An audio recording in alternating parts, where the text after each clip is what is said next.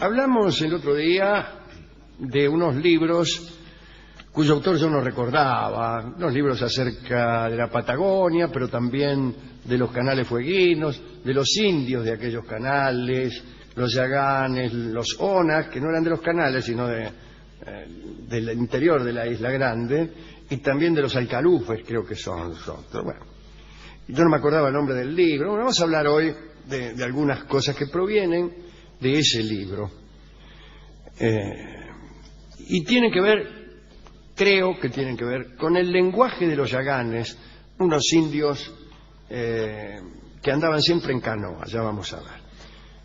Alguna vez en el programa, pero hace mucho, hablamos de las primeras tentativas civilizadoras en los canales del sur, y desde luego hablamos de Fitzroy, que era un capitán inglés de un buque científico llamado el Beagle, que estuvo largos años en las tierras australes investigándolo todo. En esa fragata, creo que era una fragata, la Beagle, viajaba nuestro amigo Darwin. Hemos dicho muchas veces que no le gustó a Darwin este lugar. Decía que eran tierras dejadas de la mano de Dios. Habrá llegado mal día, ¿no? También. Y estaban allí, como hemos dicho, los indios yaganes, gente muy pobre, que andaba siempre en canoa. Tenían el torso muy grande y unas piernas finitas y chuecas, que eran así porque no las usaban nunca. Eran finitas porque no las usaban. Y chuecas porque se metían adentro de la canoa. Andaban todo el día en canoa, así que no tenían piernas poderosas. Pero sí tenían unos brazos muy poderosos, ya que andaban remando todo el día. Bien, una vez que terminó la expedición del Beagle, vinieron otras expediciones. Todas tuvieron bastante mala suerte. Por ejemplo, el amigo Alan Gardiner fue creador de una misión en la Patagonia. Habían hecho una especie de iglesia y unas casitas, y terminaron todos muertos. Les había ido mal a todos. También el capitán George Buckingham apenas logró sobrevivir de los ataques de los yaganes. Hoy vamos a hablar de dos misioneros que siguieron a esta expedición y se llamaban Stirling y Thomas Bridge. Esto fue allá por el año 1870, está bastante lejos en el tiempo de la primera expedición de Fitzroy. En enero de 1862, el obispo Stirling, secretario general de la Asociación Patagonia, se hizo a la mar en Londres. Y lo esperaba una sorpresa. Cuando llegó a Tierra del Fuego, se encontró con Thomas Bridge, que era hijo adoptivo de otro explorador anterior llamado Despot.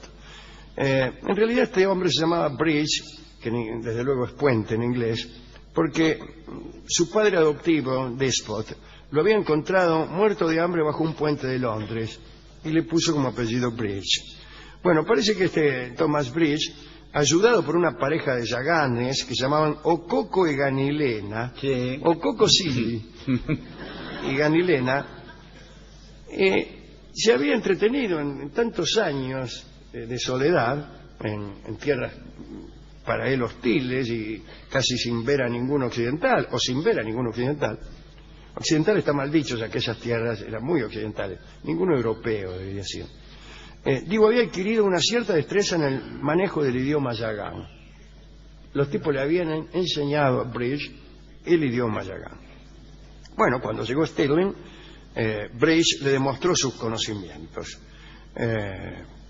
Llegaron ahí y Bridge empezó a hablar con unos yaganes que estaban por ahí y los yaganes le contestaron. Bueno, Bridge después les dijo que él había evangelizado a muchos yaganes y que habían recibido esta evangelización con bastante interés. Sin embargo, algunos yaganes, que eran justo los que habían matado a todos los de la misión anterior de aquel otro tipo, se alarmaron mucho cuando el reverendo Bridge les contó acerca de la resurrección de los muertos. A él no les gustó mucho porque tenían miedo, estos yaganes, que los que ellos habían matado resucitaran y tomaran venganza. De manera que tuvo Brecht que expresar que, en cualquier caso, la resurrección de la carne era otra cosa, etcétera, etcétera. Muy bien.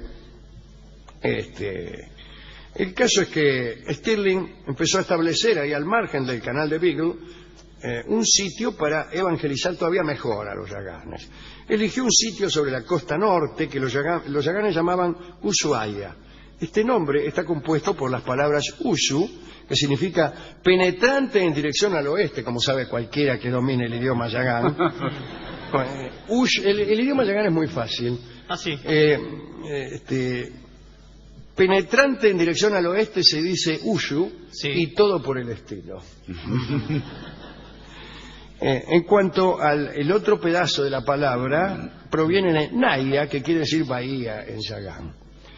El lugar elegido está frente a la actual ciudad de Ushuaia. Era en verdad el único territorio propicio para el pastoreo de ganado. A pocos pasos de la orilla y en todo el entorno de Ushuaia se alzaba un bosque impenetrable. Stirling construyó una cabaña. Terminado su trabajo, tomó una decisión increíble. Ordenó al barco en que había llegado que se fuera y que no regresara por un largo tiempo. Pretendía, por un lado, no perturbar a los yaganes y, por otro, anular en sí mismo toda tentación de regreso, ya que, según parece, esta tentación le aparecía cada 5 minutos. Al día siguiente, Stirling se quedó solo en medio de los yaganes, sin armas, con una cabaña llena de provisiones, que era una tentación para todo el mundo.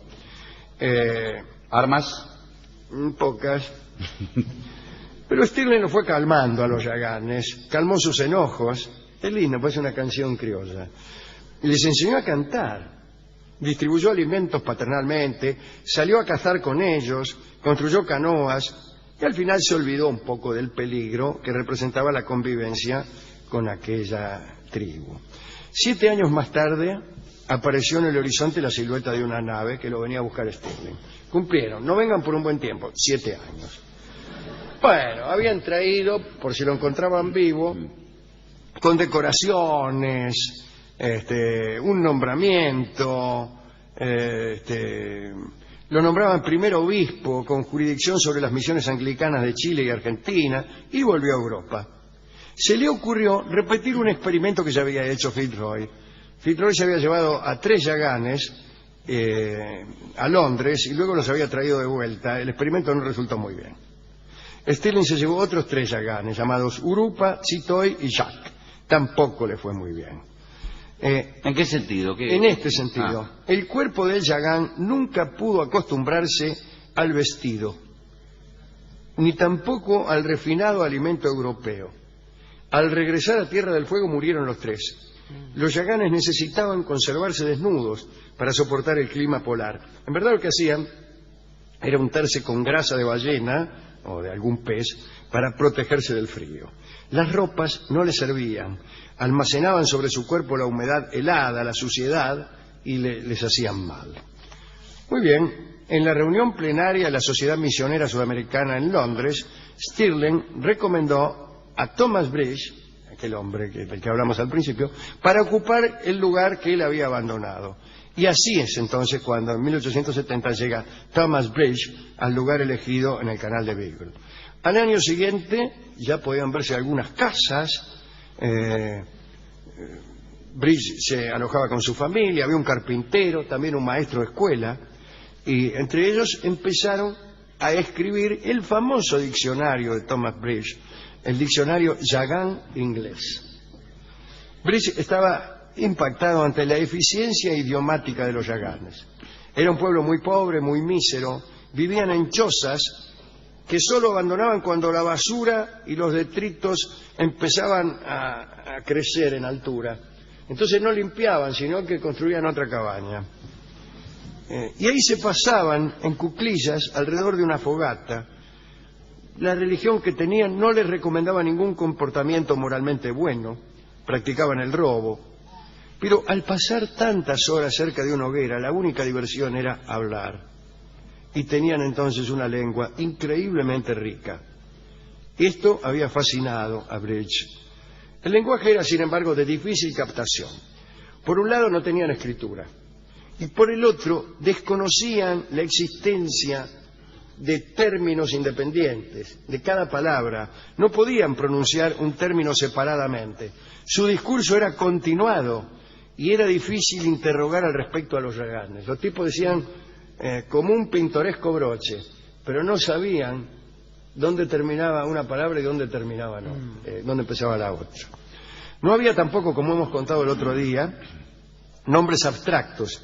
No existe en el yagán una palabra que signifique el pescado, pero tienen denominaciones especiales para todas las especies.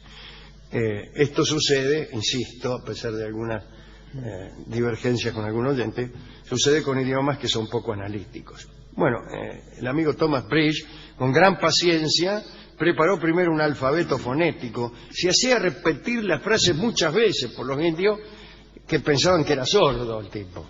Ya le dije, Ushuaia. Decímelo de nuevo. Ushuaia. No, ya le dije Ushuaia.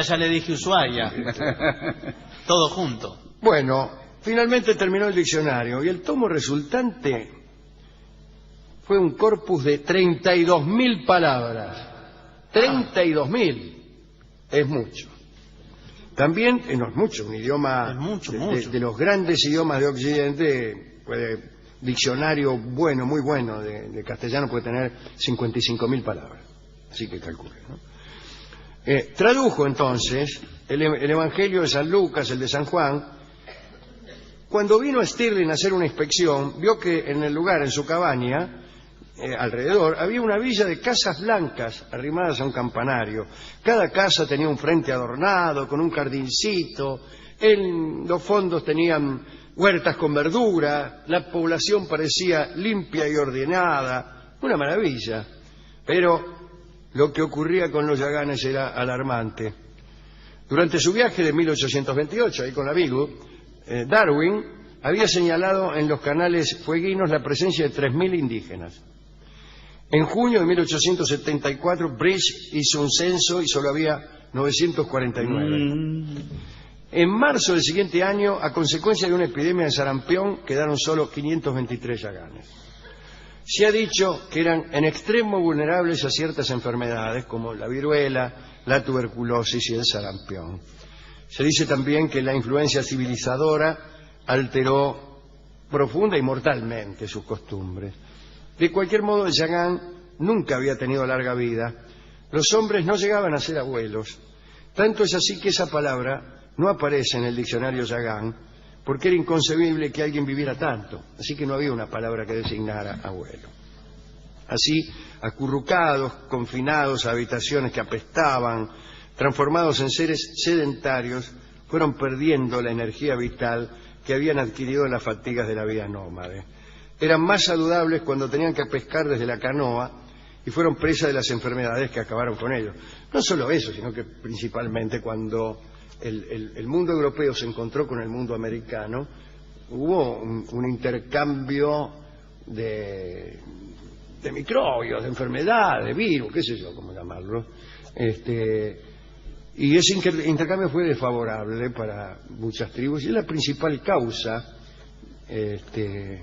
de la merma de las poblaciones, aunque desde luego las matanzas de los conquistadores también hicieron lo suyo, pero en este caso no sucedió. Sí pasó con los zonas, de los cuales no hablaremos hoy.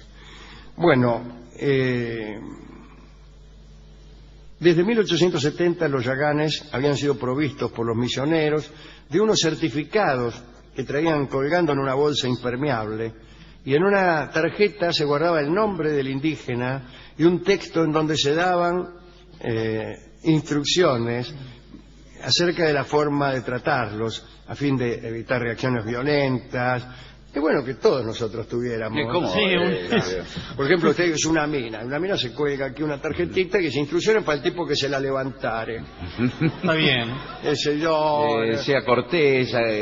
cuidado, no diga nunca esta palabra porque se pone loca, qué sé yo. Y usted también sale con las instrucciones. También cada uno debe salir con las instrucciones para el trato. Bien, el caso es que un día no hubo más Yaganes. No hubo más Yaganes. No hubo más. De todos modos, Más o menos, ¿en qué año? 1870. En 1800, también por esa época, en el 74 creo, llegó una escuadra del gobierno argentino al mando del comodoro Lacerre, y como afirmación de los derechos argentinos, había una larga disputa, bueno, venía a tomar posesión de esas tierras e instalar allí la primera subprefectura, ¿no? Así que estamos hablando del año 1870. Bridge se fue, renunció a la Sociedad Misionera de Sudamérica, ya que esa sociedad se disponía a evangelizar Yaganes, y en determinado momento descubrieron que los Yaganes se iban a extinguir muy pronto, así que no valía la pena seguir evangelizándolos. Y bueno, se dedicó Bridge a la ganadería lanar y murió en 1898 cuando estaba de visita en Buenos Aires. En el caso de los Yaganes, insisto, no fueron víctimas de la agresión armada de los blancos, como ocurrió con los Zonas, sino que murieron al confrontarse dos mundos y al registrarse un intercambio fatal para ellos. Esta es la charla de hoy, dedicada a los indios del sur argentino, especialmente a estos de las canoas, que tenían un idioma tan rico, aunque equívocamente rico. En un interesante ensayo acerca del vascuence, explica que un idioma rico es un idioma funcional, analítico, lógico, y no uno con muchas palabras. Claro. Bueno, hemos ido a la discoteca y le hemos explicado esta historia de los Yaganes. Es muy interesante. La verdad que el discotecario tendría que... No, el discotecario se durmió a la segunda palabra. Y yo dije, cuando vinieron en un barco, creo al principio, y le quedó barco, y me dio el disco, mañana zarpa un barco. Cuando lo desperté yo sacudiéndolo, me dijo, usted dijo barco, mañana zarpa un barco. Tenemos nuestra clásica versión de Mañana zarpa un barco, que es la versión de Karina Berlegui con el trío de... ¿Los primos Gavinos? No, es el trío de Fernando Marzán. Ajá. Un trío que pertenece al programa Bar del Infierno. Así que escucharemos a Karina en Mañana zarpa un barco, en alusión con toda seguridad al barco que Stirling mandó a regresar. Aquel barco que tardó 7 años. ¿La letra habla de eso? No, el tango no habla de eso. ¿Y entonces cómo no menciona en absoluto a Tierra del Fuego? ¿Cómo sabe usted que... Pero yo estoy seguro que este tango fue compuesto pensando en el reverendo Bridge, en el reverendo Stirling.